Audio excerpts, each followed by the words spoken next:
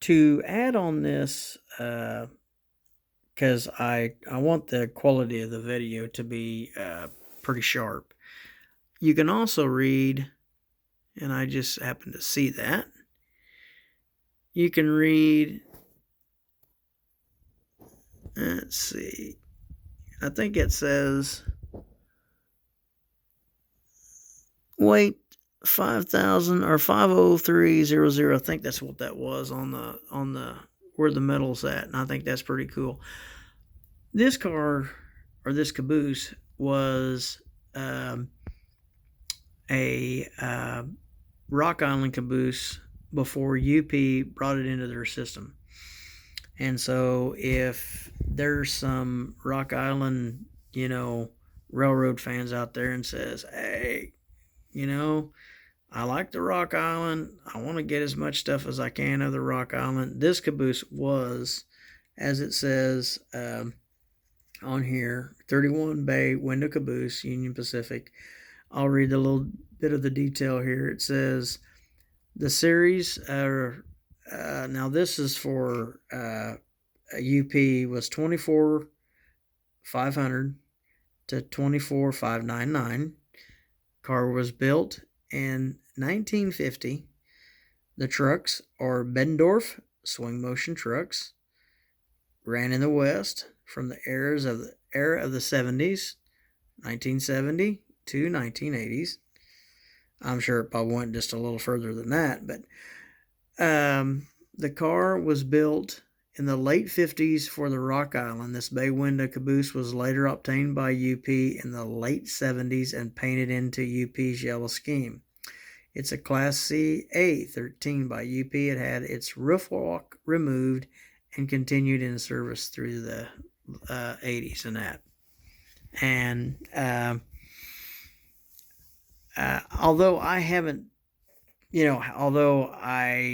seen this car personally, I have seen a lot of the, when I was little, I seen a lot of the Rock Island bay windows pass through here. I seen a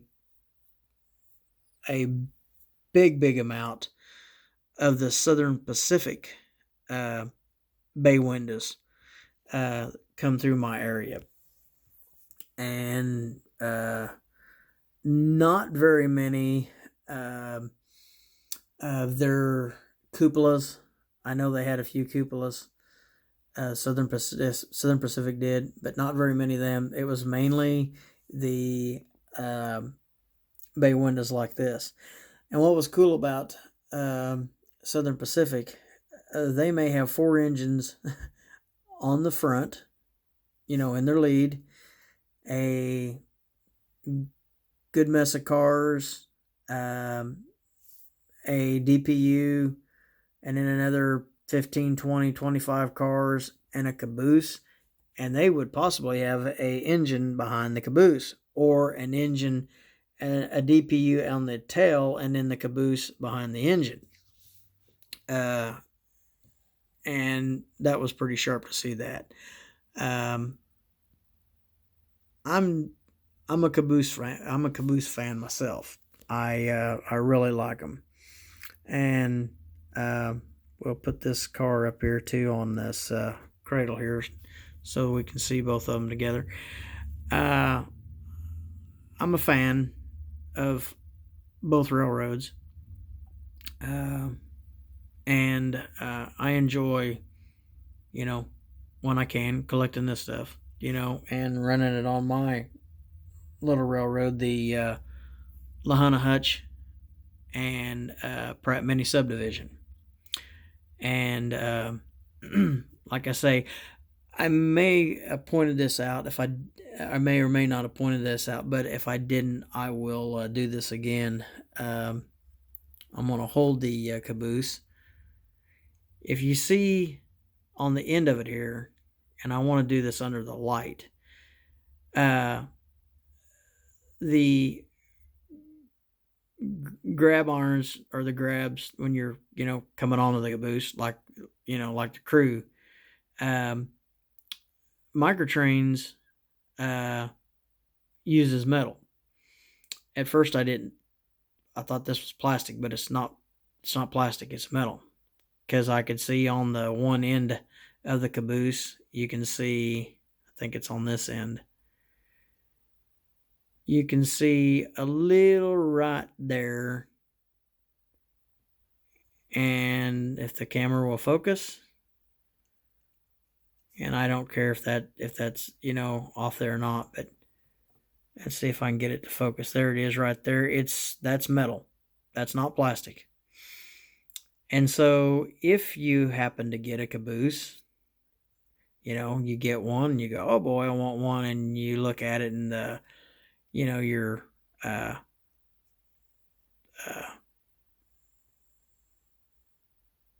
grab irons there, or sorry, it's about 3 or 4 o'clock in the morning, so I'm a little tired. But you see your grabs there are a little bowed out or a little bowed in. If you're real careful, you can bend them straight like I did here. Mine were bowed out a little bit, and I just took my pointer there and straightened them out. They stayed right there in place. I know on some of the cabooses, like your Atherns and that, you're going to get where you grab there, that's going to be metal. That might be metal there, but it's up against the car, where like on an Athern it'll stick out a little bit. And then where your grabs are right here, where my thumb's at, right there, that's molded into the car, but you sacrifice a little bit for what you get in the car compared to some other companies, but you get a car that also rolls down the track real good too. So, like I say, I may have made this a little lengthy. I may have drawn it out a little bit, but if you're gonna go out and buy one of these things, I'm sure you want to know a little bit about it, and I'll show you a couple of other things here right quick. Let me put this on pause. Okay, we switched over here onto this little test track that I've got here, and it's kind of got an incline right here, and I do this. This is kind of my test to just see if they wobble real bad or anything like that. I let them go, and I hit my plastic deals here, but that's all right. Like I say, this is not perfect. This is not, of course, it's not amateur hour, but it's, it's real. So, more fun to see real than, put on. And like I said, the car, she rolls pretty darn smooth. Now, we'll do the caboose. Okay, we're going to do this with the caboose as well.